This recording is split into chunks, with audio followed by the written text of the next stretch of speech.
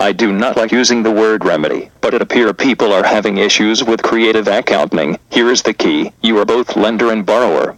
Alpha and Omega. Make the record reflect this fact. Here is something to consider. The county government is the United States, and the county treasury is an extension of the United States Treasury.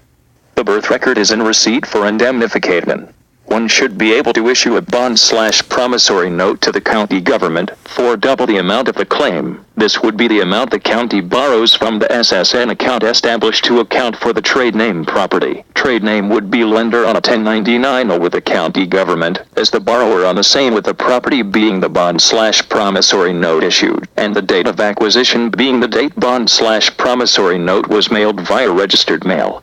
Trade name address is your current address.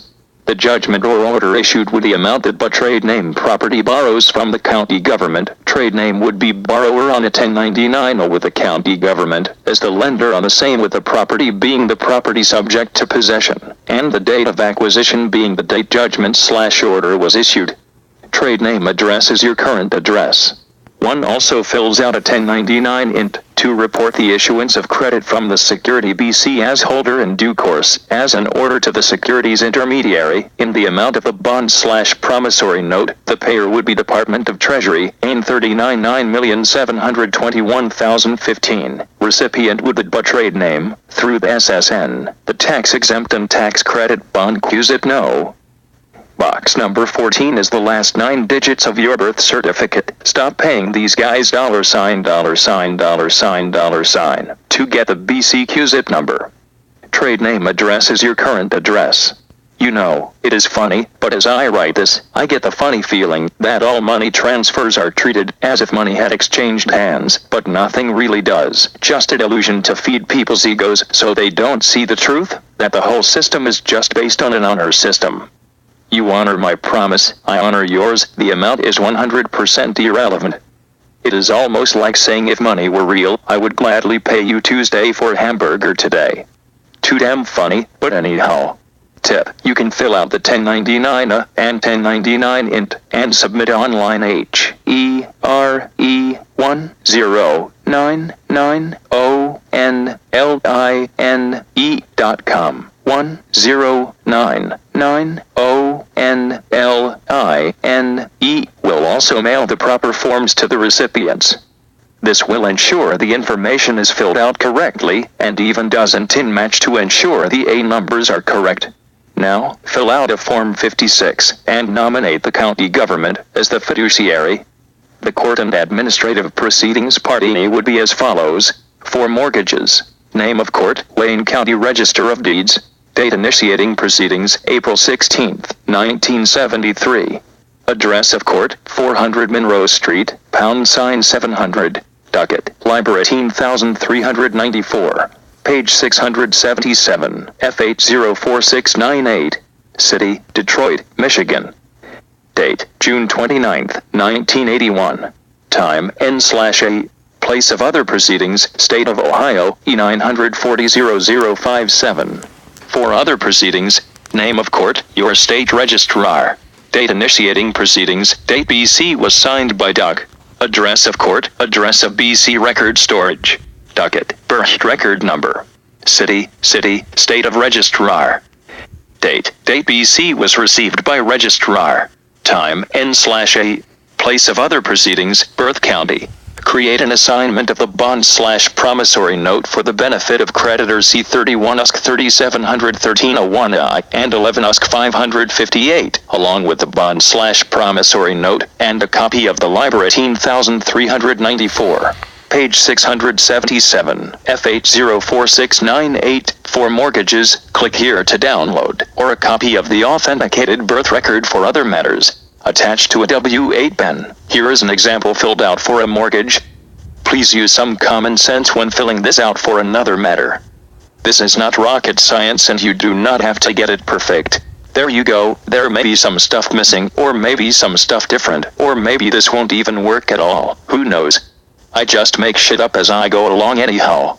But what I do know is that this is done in accordance with 28 USC 3206 Public Law 101-647, 104 Stat. 4959, 28 USC 3206.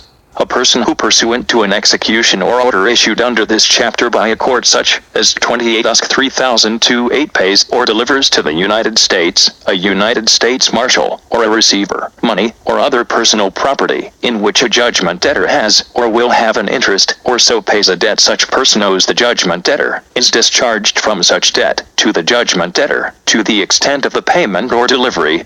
The U.S. Treasury issues credit from the security or birth record to account for a debt incurred by the use of the trade name in public. The bond/promissory note basically assigns that credit to the county treasury for offset against the judgment/order, and the IRS has also been noticed to account for the transaction and ensure the trustees do their job. Now, exactly under what constitutional authority does the debt collector operate outside D.C. to collect a debt of which the principal has a public contractual obligation, acquit, and discharge from further obligation the person of whom the debt collector is initiating an action of which appears to be a contract against the public contractual obligation? Last edited February 5, 2016. Boris. We are called to be architects of the future, not its victims. Resistance is futile. If you think you can, you are correct. If you think you can't, you are correct. Some dude said, January 27, 2016. Update. For this process, it is recommended one fill out an OP 90 and 91 to release the contract. On the of 90, the contract number is the court case/account being collected upon.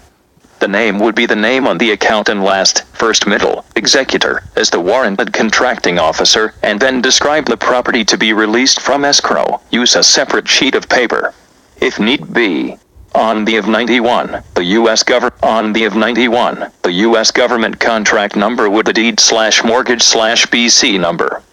The account number would be the court case/account being collected upon.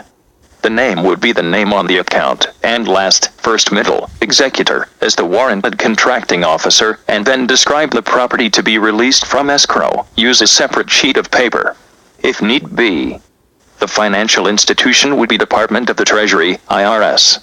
The financial institution would the one collecting on the account, see 31 USC 5312-2, and you will see what is defined as a financial institution, and will see that most of your accounts are held and serviced in financial institutions, even if you did not consider some of these as such, and there are some surprises. So this process should work with all of these financial institutions, and submit all originals to the county government on bond paper. And make 2 copies, get both copies stamped by IRS, and then submit originals, and then keep a copy for yourself, and submit copies to whom you think is necessary. I know this is a process and a bit complex, but this is the accounting behind the scenes. Buddy has instructed a woman through this and she put it all into a foreclosure. As it turns out, not only did the foreclosure disappear, but a couple of other unrelated cases that she did not even address. Now, it appears the property is also being removed from the registry, and it was not by her request. Last edited January 28, 2016. Boris. We are called to be architects of the future, not its victims. Resistance is futile. If you think you can, you are correct. If you think you can't, you are correct. Ethan Edwin said, January 28, 2016. Boris. An OP 90, 91. Links. Howie. Some dude said, January 28, 2016. For anyone who is curious, it is form of 90, not OP 90. If one does a search for OP 90 form, one will come to Beethoven, which may or may not be helpful in what Boris is describing above. So, here is the link to find form of 90, which is EXA form. http://www.xa.gov/portal/forms/type/op. Howie. Some dude said, January 28, 2016. Apologies. Fixed. Thank